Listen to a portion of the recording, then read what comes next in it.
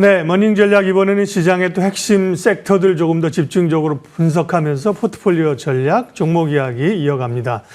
메리츠증권 광화문금융센터 김지환 차장님 함께합니다. 어서 오십시오. 네, 안녕하십니까. 네, 요즘 사실은 여러 종목 가지고 고민 안 하고 삼성전자, 하이닉스 가지고 있어도 그죠? 행복한 장이에요.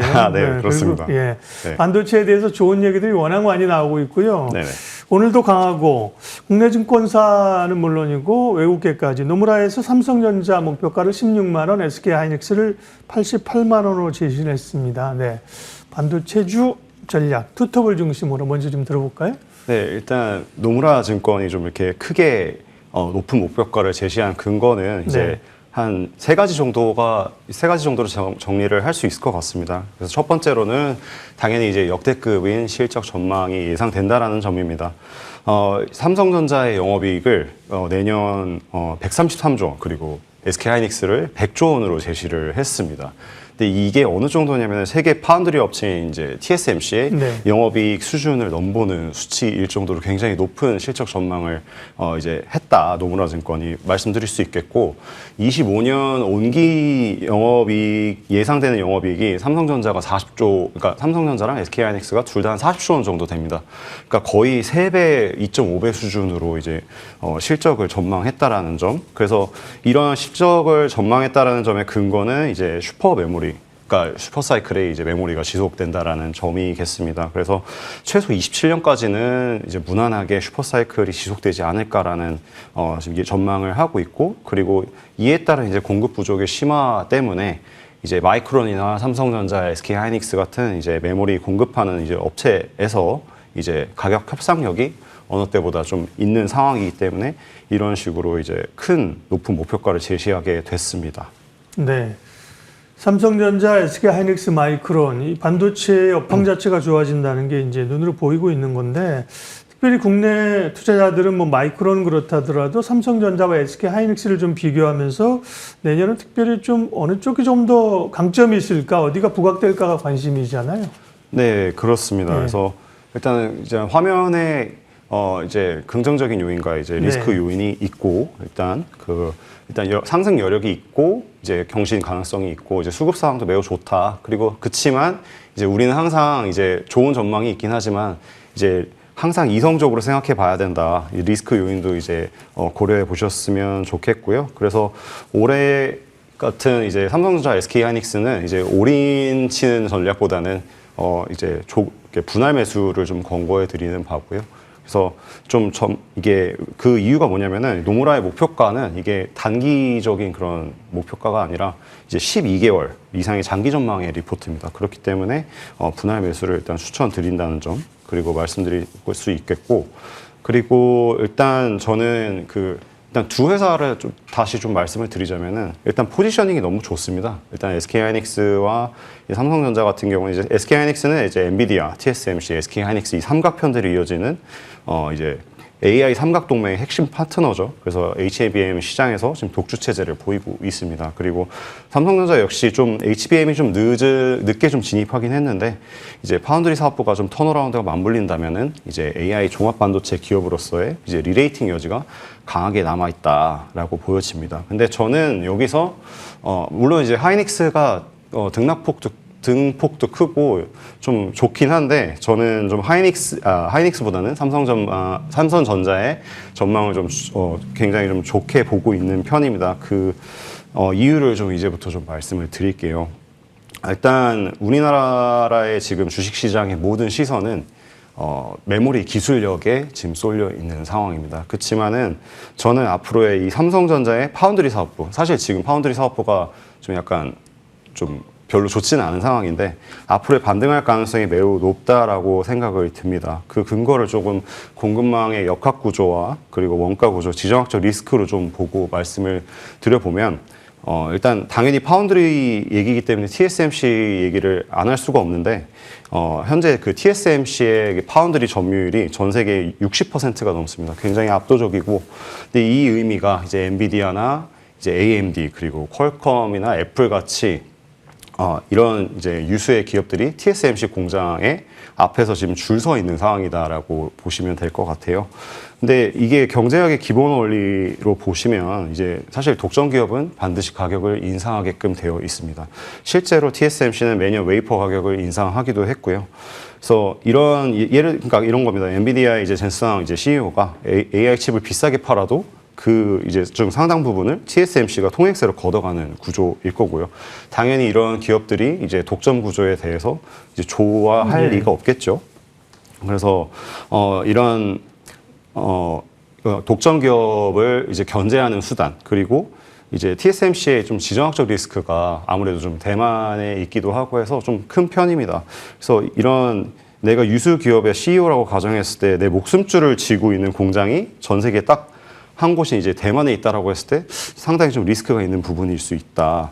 그래서 이제 이런 기업들이 대안을 찾고 있는 게 저는 분명히 삼성전자라고 보고 있고요. 예. 그리고 삼성전자가 이제 그러니까 삼성에게 당연히 낙수가 쏟아질 수 있다. 그래서 이제 강제된 이등의 부상이 될 수 있다라고 보여집니다. 그래서 엔비디아 같은 경우에는 현 시점에 이제 HBM 성능 때문에 네. SK 하이닉스를 선호를 하지만 앞으로 이제 성숙기에 접어들게 되면은 기술력은 분명히 격차가 좁아질 거고 분명히 가성비를 따지는 시기가 왔을 때는 삼성전자가 파운드리를 가지고 있기 때문에 충분히 경쟁력이 있을 거라고 봅니다. 삼성전자의 파운드리를 주목해서 봐야 된다고 그 부분을 좀 더 자세히 말씀해 주셨고요. 2차 전지는 내년에도 어쨌든 좀 반등과 회복을 기대하는 섹터인데 그런데 이제 2차 전지 대장주인 LG 에너지 솔루션이 포드에 이어서 주말 사이에 다시 3조 9천억 계약 해지가 나오면서 악재가 계속됩니다. 네, 2차 전지는 어떻게 보시는지 새해 2차 전지 전략은 어떻게 세우면 될까요? 네, 일단 2차 전지는 이제 우리나라에서 이제 섹터가 이제 EV랑 ESS로 좀 분류가 됩니다. 근데 네.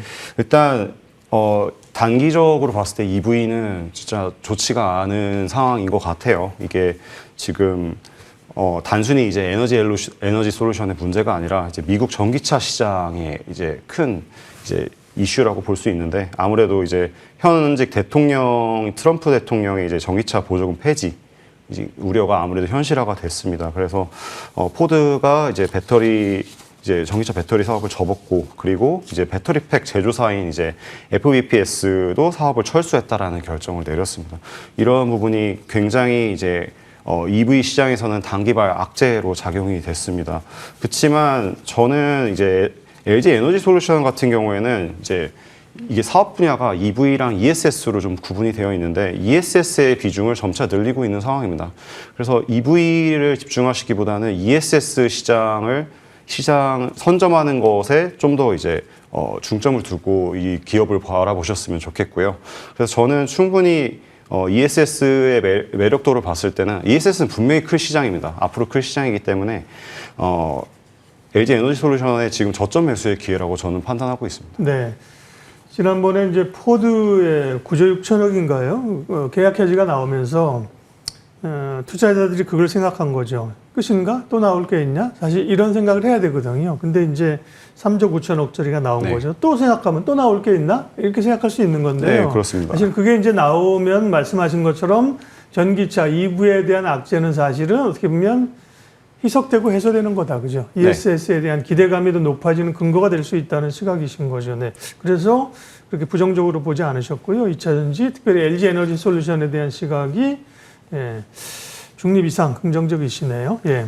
뭐 또 2차 전지에 관해서는 추후에 섹터 얘기는 할 시간이 있을 것 같고요. 오늘 이제 반도체하고 2차 전지 정도로만 섹터 얘기를 하고 종목 얘기하겠습니다. 오늘 준비하신 유망주 어떤 겁니까? 네. 오늘 뭐 대형주들을 다 다루는 것 같은데 네. 예, 첫 번째로 가져온 종목은 이제 두산 에너빌리티입니다. 두산 에너빌리티도 대형주 아니에요? 예, 그러니까 다 네, 지금 네. 대형주만. 네, 제가 네. 원래 대형주 잘 다루진 않는데 네네. 오늘은 좀 대형주를 좀 가져와 봤습니다. 꽤 행보 구간이에요, 두산 에너빌리티. 네, 그죠? 좀 저도 이제 투자자로서 굉장히 답답한 네. 상황인데 저는 근데 오히려 좀 좋게 보고 있습니다. 일단 네, 먼저 왜 주가가 눌려 있는지를 좀 먼저 한번 네. 파악을 해보면 여러 가지 이유가 있겠지만은 일단 수급적인 요인이 좀 12월에 좀 특수성이 좀 크지 않나 봅니다. 그래서 이제 26일은 아무래도 다 아시겠지만은 이제 대주주 양도세 회피 처리를 하기 위한 이제 26일이 좀 기준일이 될 수 있겠죠. 그래서 이런 개인 큰 손들의 좀 물량이 집중적으로 좀 출회가 됐다. 특히나 두산에너빌리티 같은 경우에는 올해 이제 그 주가로 봤을 때 사실 상당히 많이 올랐기 때문에 차익 실현의 욕구가 굉장히 강했을 거라 봅니다. 그래서 좀 횡보하는 구간이 계속해서 나오고 있고, 마찬가지로 또 대형주지 않습니까? 또 기관들이 많이 담았기도 했고 해서 이제 윈도우 드레싱에 좀 이슈가 있을 수 있습니다. 이게 연간 수익률을 확정해서 이제 포포를 비우고 재편하는 과정에서 좀 이제 대형주다 보니까 수급이 좀 일시적으로 꼬인 원인이 아닌가 싶기도 하고요. 그리고 두산의 이제 두산 그룹의 좀 지배구조 개편이 조금 두해빌까지 좀 이제 여파가 좀 저는 번졌다라고 좀 보여집니다. 그래서 네.